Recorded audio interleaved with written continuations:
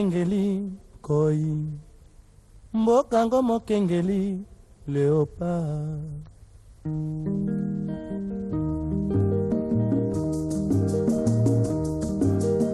Tofungwani misolelo tomoni bozo banyoso tosali oya kobongisa Kongo aveni ebongi tosala moto nyonso ata. Aujourd'hui, je vous assure,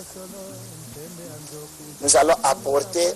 Bienvenue dans ce nouveau numéro de votre émission Écho du Conseil national de la transition, une émission à caractère politique qui vous informe de toutes les résolutions et des recommandations prises au finissage des travaux de la conférence nationale souveraine.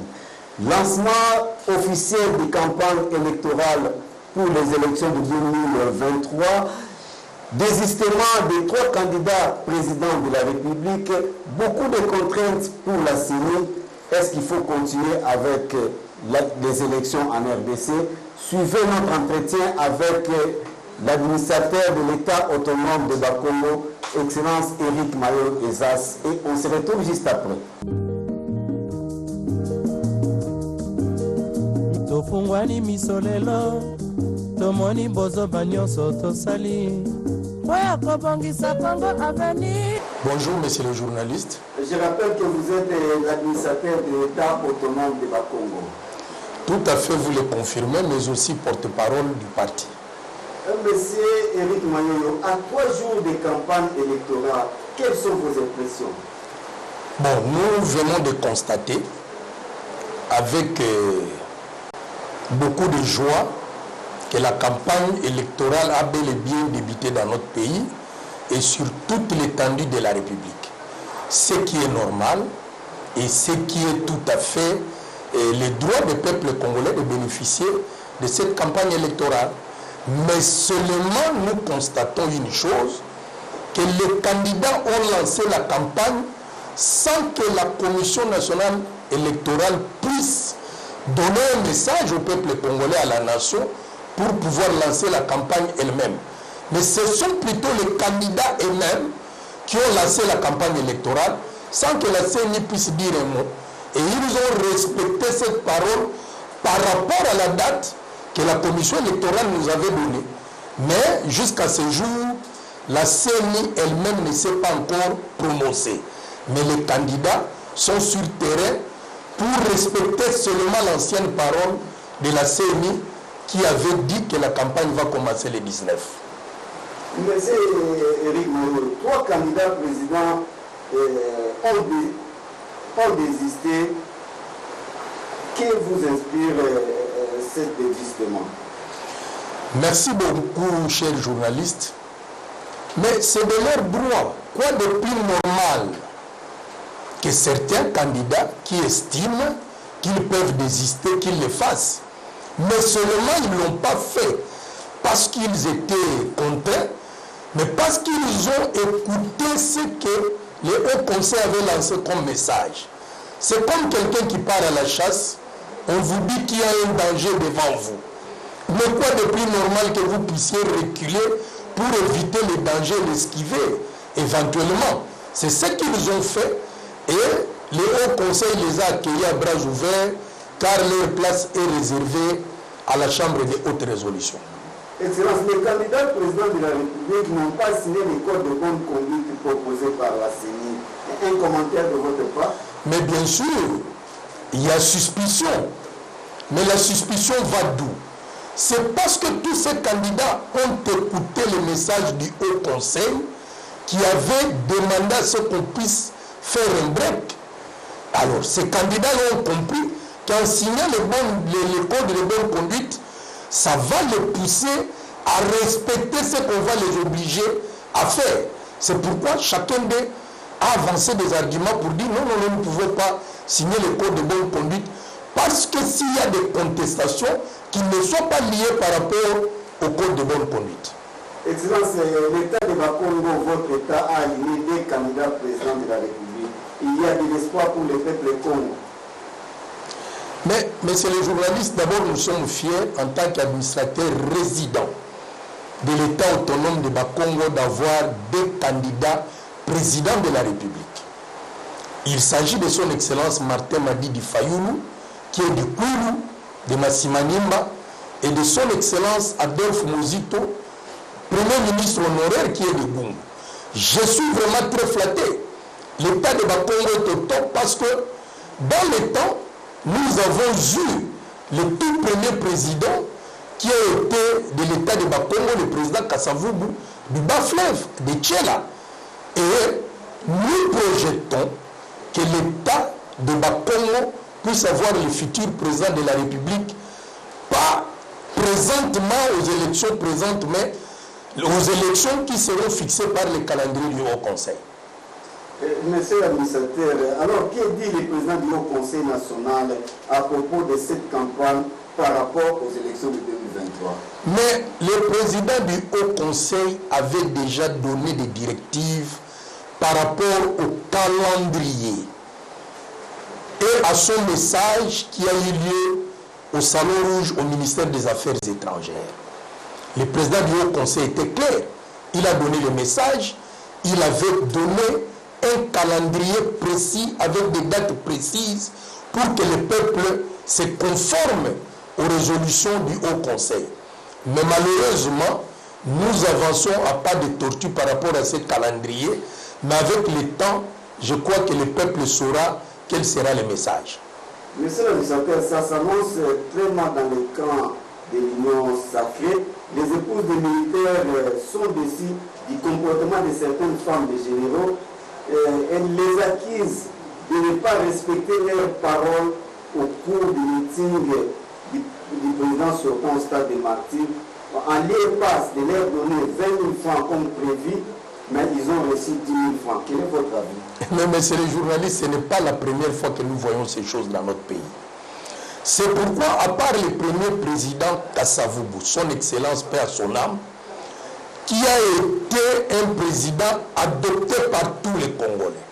Tout ce qui arrive, ce sont des parvenus, excusez-moi le terme, des présidents qui tombent comme les cheveux dans la soupe, des présidents qui ne sont pas élus par le peuple congolais. Et cette attitude-là se manifeste par rapport au comportement même des candidats. Et cela ne nous étonne pas. Mais si le peuple avait suivi le message du Haut Conseil au Salon Rouge des Affaires étrangères et à l'UNCA, mais on ne pouvait pas aller dans ce désordre-là. D'où vient cet argent qu'on est en train de distribuer? N'est-ce pas de la caisse de l'État? D'où vient cet argent-là qui fait l'objet aujourd'hui de conflits entre les épouses, les généraux et les autres mamans? Mais c'est de la caisse de l'État. Voilà pourquoi le Haut Conseil avait demandé à ce qu'on fasse un break, qu'on fasse une transition pour corriger toutes ces erreurs, pour corriger toutes ces erreurs de la gouvernance. Et moi, je pense que c'est ici que le peuple congolais doit pouvoir comprendre d'où vient son malheur. Parce que quand on vous donne 20 000 francs ou 10 000 francs, c'est le pouvoir qu'on achète. C'est pourquoi ces gens, quand ils les gagnent, ils reviennent plus vers vous. Ils ne font plus rien pour le peuple. Ils s'autoproclament chef, il fait tout ce qu'il veut. Mais c'est alors, lorsqu'il aura encore besoin de votre pouvoir, qu'il reviendra prochainement pour avoir cet impérium. Moi, je pense que en lisant tout ça dans les réseaux sociaux, en voyant tout ça, le peuple congolais doit comprendre quelle est l'origine de ces malheurs et lui-même contribue à son propre malheur. Monsieur l'administrateur, le président Mugabe disait à son temps applaudir un politicien parce qu'il a construit une école, un hôpital ou une route avec l'argent de l'État, c'est comme féliciter un guichet automatique de vous avoir donné votre argent. Comment réagissez-vous par rapport à ce qui se passe aujourd'hui dans notre pays? Mais moi, j'applaudis de 2 mains le président Mugabe, paix à son âme. Mais c'est ce que le patriarche Kapende dit toujours au peuple congolais. Et c'est ce que nous venons de dire tantôt. Nous sommes les facteurs ou l'essence même de notre propre malheur. Mais quand écoutez un peu, je vais vous donner un exemple. Je suivais dernièrement un monsieur de l'ONATRA qui était en train de louer le président Félix, c'est bien fait à l'ONATRA. Mais le salaire de quelqu'un, c'est un droit. Il ne faut pas implorer l'adresse présidentielle pour avoir son salaire. Est-ce que si le président construit l'hôpital, il est construit avec l'argent de sa poche. Non. Parce que nous contribuons, on nous appelle contribuables. Cet argent vient de nos poches. C'est avec cet argent qu'on construit des hôpitaux, des écoles. Mais lorsqu'on le fait, nous applaudissons les dirigeants comme si cela venait de leurs entreprises. C'est ça même la source de nos malheurs. Croire que votre propre salaire doit être une bénédiction d'un chef de l'État ou d'un ministre. Ça, c'est vraiment une idée aberrante. Moi, je pense même que c'est de la sorcellerie. C'est une folie. Comment votre propre droit, vous devez implorer quelqu'un, le supplier pour qu'il vous le donne? Mais vraiment, ça c'est... Et moi, je pense, comme dit le président, c'est vraiment de la folie. Et je pense que le président Mugabe a vu juste et correct. Désormais, le peuple congolais doit comprendre que les salaires, les hôpitaux, les routes et tout ce qui nous concerne dans la vie, c'est notre droit inaliénable. Parce qu'on nous appelle contribuables. Nous contribuons à travers nos impôts, les taxes. Et c'est comme ça que les dirigeants ont l'obligation en retour de nous donner la santé, l'éducation, les routes, à manger. Ce n'est pas un cadeau. Ce n'est pas un cadeau. Qu'on cesse la folie de commencer à glorifier les dirigeants quand ils nous payent les salaires. C'est pourquoi on continue à nous brimer, à nous considérer comme des idiots pour notre propre droit. Voilà, le président Mugabe a raison. Quoi de plus normal? Monsieur l'administrateur, l'autre fois, vous avez été sur le problème de la transition. Mais il semble qu'ils ont fait sous l'oreille. Mais écoutez, j'ai toujours dit chasser le naturel, il revient au galop. Au Gabon ici, la Cour constitutionnelle a refusé de faire la volonté du peuple congolais. Où sont-ils tous ces magistrats de la Cour au Gabon? Au Mali, où sont-ils? Au Burkina Faso, où sont-ils? Mais moi je pense, aujourd'hui, la Cour constitutionnelle doit être responsable de ses actes. Nous avons vu au Kenya, nous avons vu au Botswana, nous venons de voir au Libéria ce qui s'est passé avec George Weah. Moi je pense qu'il est temps que nos juges au niveau de la Cour, nos magistrats, puissent comprendre qu'ils sont une institution libre. Même si c'est le président qui doit vous nommer. Mais vous êtes une institution à part entière, comme l'institution président, comme l'institution presse, comme l'institution... Donc, les magistrats doivent le comprendre qu'ils ne sont pas une institution dépendante. Vous avez vu à l'époque de Trump, il nomme le président de la Cour, mais c'est le même président qui l'a dégommé. Moi, je pense qu'on doit comprendre et on doit avoir une certaine maturité pour comprendre que les hommes passent, les institutions restent.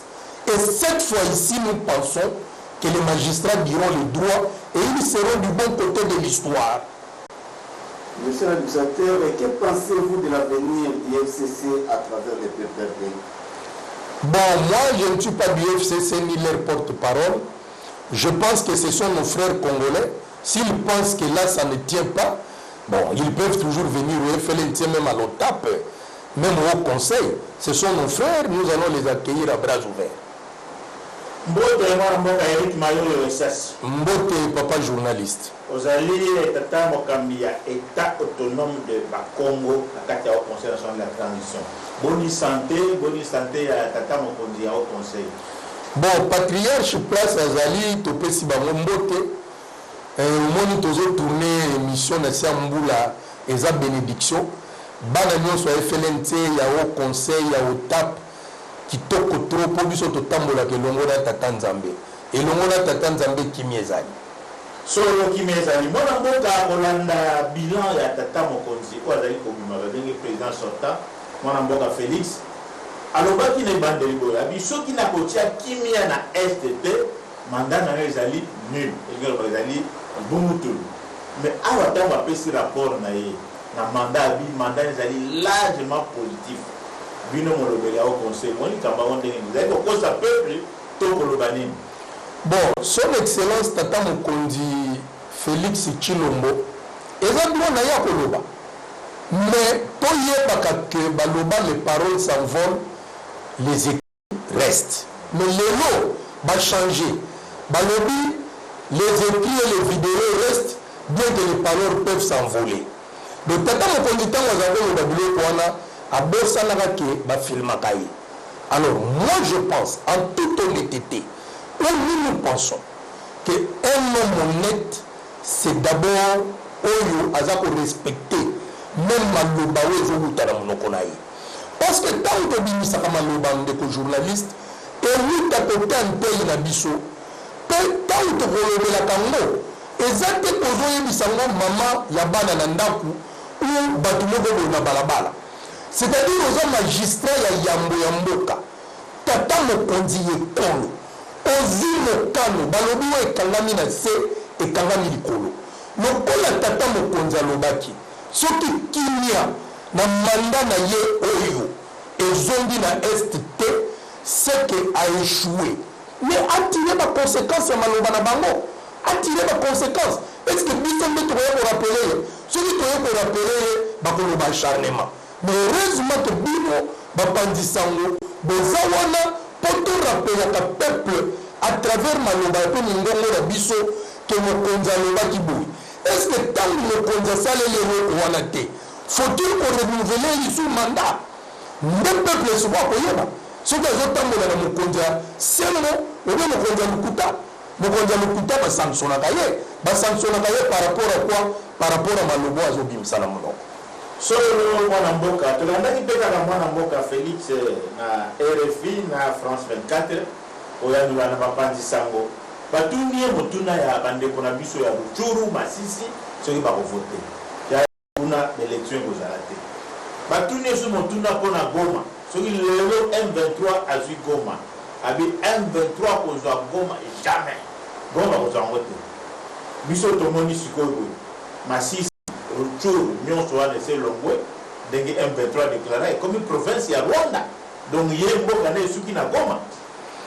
Bon, omoni makambo président ya au conseil, les patriarches, les notables, les seuls qui nous restent, Papa Kapendeli Kanimbo alobaka yango oyo.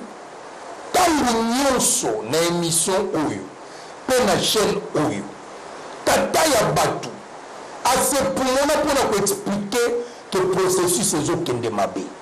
Papa, imaginez nani yango na mukili akoki kolinga tata nzambe asala ya zanga loboko mutu moko akondima ngo aza te mais à combien plus forte raison bato oyo tata nzambe akeli droit na bango ezali ya kovote ezali droit constitutionnel. Une institution se lève un matin balobake bato wana baza na droit ya vote te. Mais en quoi vous êtes le président de tous les Congolais? Parce que vous êtes le président de tous les Congolais, ce qui est espace territorial la biso nyonso ba voté yo.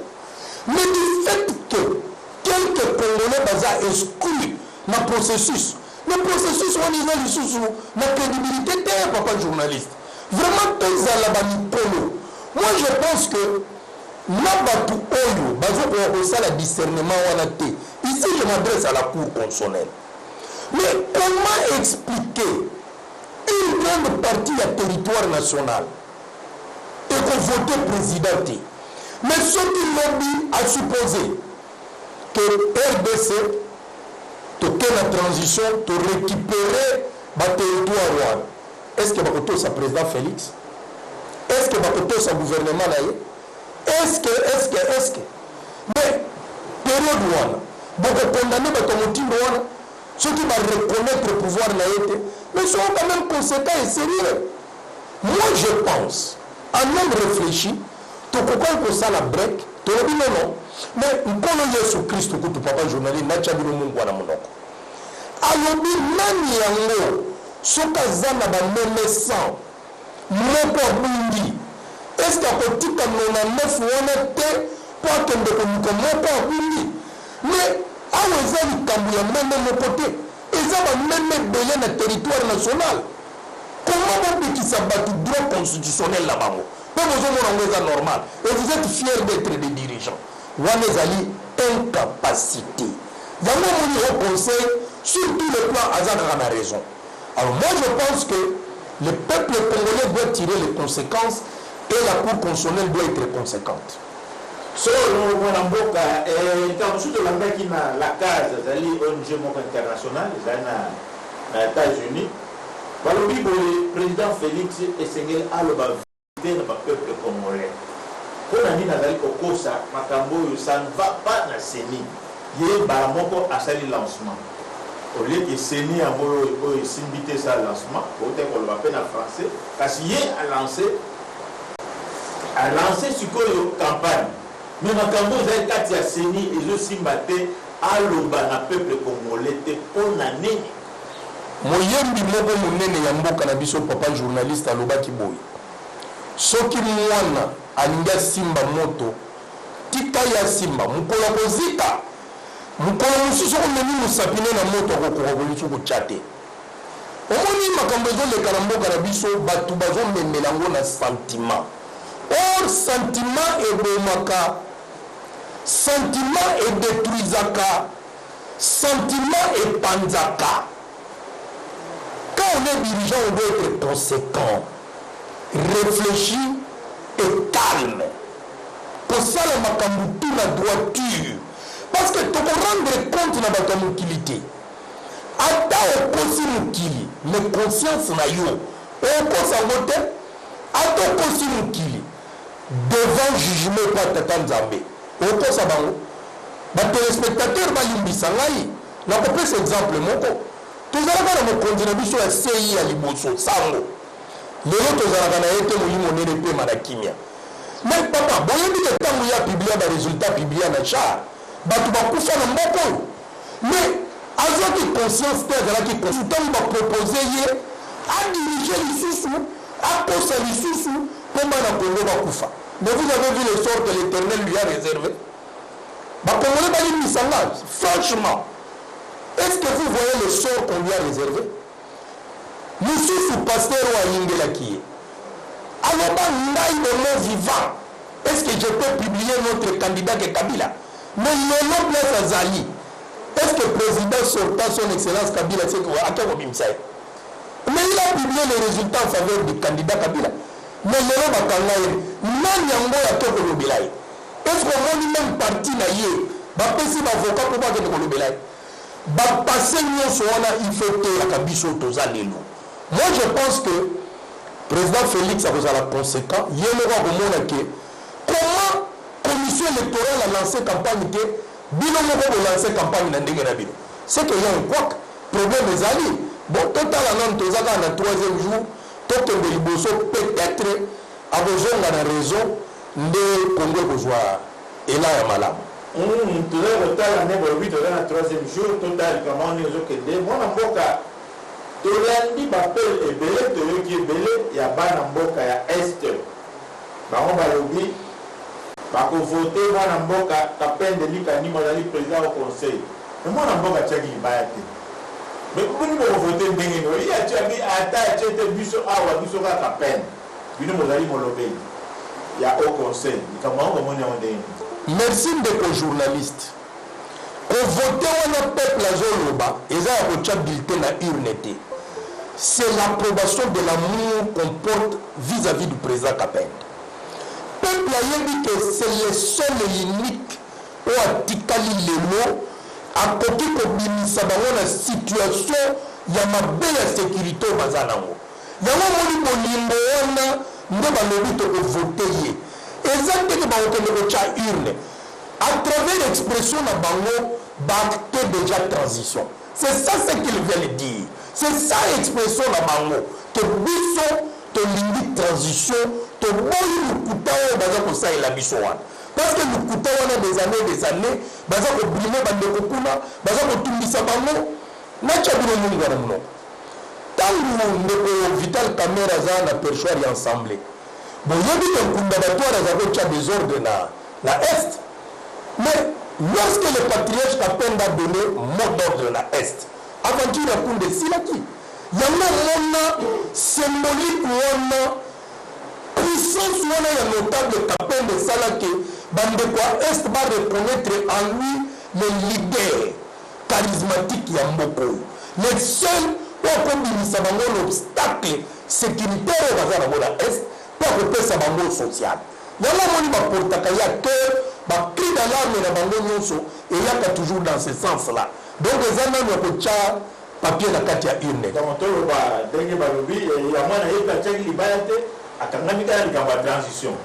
Il faut attendre sa transition. Mais le plateau de Biro n'a pas ça qui bimo. Tu gagnes un procès contre CENI.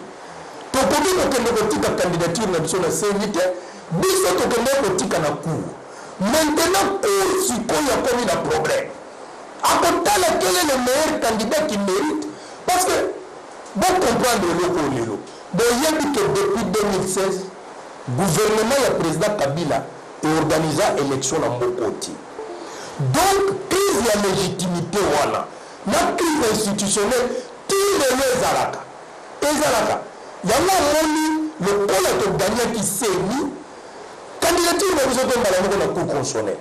Maintenant, pourquoi publier parmi les 26 peut-être d'ici l'évolution, Bogoyo Wakara Makam. La publication, nous sommes à court. Bogoyo Wakara Makam. Sur le président sortant na réunion na suka ya ma ministre Albaki ba banso ba pour ça dans l'état ba mandataire à l'état pas déposer ba démission na bango ba oyo ba te mabaya exemple ba député ba sénateur ba nani ba président de la République mais tilelo ba tongo baza kaka na ba fonction à l'état ou na baza ba candidat non à l'état ba ça na campagne comment expliquer le Cameroun? Mais il y a une source à malheur, il y a des Congolais. Peut-être que Bozana, Bofouya qui plus loin, président Mbosso, dans l'Assemblée nationale, va modifier qui doit pour dire que non, après le Tikala, ce qui va dossier, il y a les alliés, place aux gens en campagne, opposons rapidement à signer, va dossier on a pour l'État. Or, moi, mon peuple Lobaki, vous devez démissionner. Pendant même le gouvernement, le président, son excellence Joseph Kabila Kabange. Mais seul nous doit démissionner na Yebakeza et Milmboy. Bravo à ces messieurs-là. C'est un monsieur digne, un vrai Congolais. Yembeka comme doit démissionner na poste na Yé frère. À quelle campagne Kabila a échoué. Mais on doit se battre. Comme ici, Congo, le pôle écolo Zoba Mema. Alors il peut faire n'importe quoi, bazo bakabiso total akabango. Mais baye bake tatanza mena na lobi lilo basukati. Mwana mboka solo tatanza ba lilo basukati te mona ki na bilili ba candidat ya Front de Libération Nationale du Congo à niveau provincial. Et ça limite ni parti sous kuna ba voter ba kenera vote oyo ya bango ya mayu ya to ba rosela oyo ya mwana mboka peta la kama ile mboka Congo. Mais il que vote déjà droit légitime du peuple. C'est un droit constitutionnel. Mais ce qui n'a pas de Front de Libération Nationale du Congo, Bayi Mboka, Basepeli, Bazala candidat. Mais le président Kapend, en tant que notable, ou Papa G, en tant qu'administrateur, a correct pour que ça va voter. Ils ont droit à bango constitutionnel. Tout le monde peut savoir voter. Le même en tant qu'administrateur résident, j'allais partir na fief na Idiofa, na poser candidature na ngai. Donc c'est un droit constitutionnel. Et ça les Camerounais moté, pourquoi vous Cameroun? So là les Camerounais moté, moi na mboka malbani no koye bisaba na mboka bazali kolanda. Bino mozali molobeli, avec porte-parole. Il y a au conseil Bogolobani na bana mboka ya Front de Libération Nationale bazola dabino na ngomba oyo to zela kaka transition to kende maponami to sala nini musu bazali mutema na bango c'est bukani o bazali ko zela transition bazo comprendre de l'autre côté yo limbona malam bayeba position na bino ezali nini pe bozali wa bana mboka ya ekolo Congo bana Front de Libération Nationale du Congo bozala kimia. Président au conseil, les notables, les patriarches Kapende Likanimbu, à Koloba bientôt. Ndebo koyoka nini à Koloba. Kimia ezala na mabota, pe na mitema ya ba Congolais nyonso. Parce que seul papa totika ile à Koloba. Tango à Koloba, ndebo koyeba suite ya makambo nyonso kozala nini mpona mboka na biso.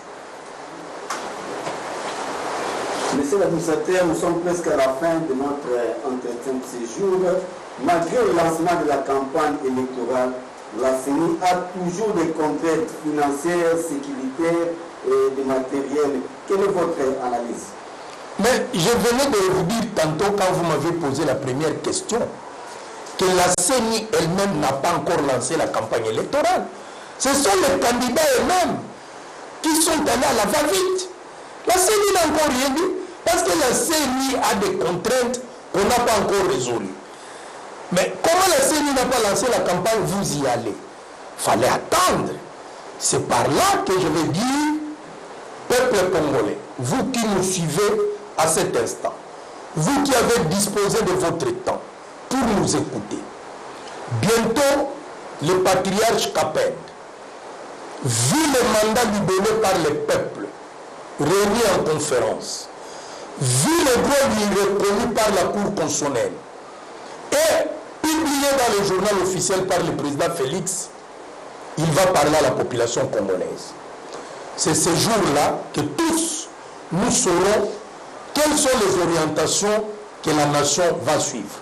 Voilà notre message par rapport à la nation congolaise. Nous vous remercions. Merci beaucoup, messieurs les journalistes. C'est par ici que s'achève votre émission, mesdames et messieurs. Merci de l'avoir suivi. Merci à la grande équipe qui nous a tenu compagnie. Rediffusion de cette émission chaque jeudi à 11h10. Retrouvez-nous sur notre page YouTube Bilingues TV à mardi prochain pour un nouveau numéro. Portez-vous bien. Congo, Congo nde mboka, mboka ngo mokengeli koi, mboka ngo mokengeli léopard.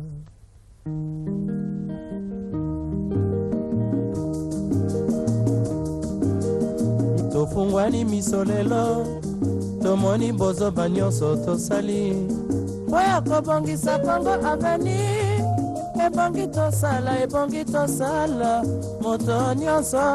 Aujourd'hui, je vous assure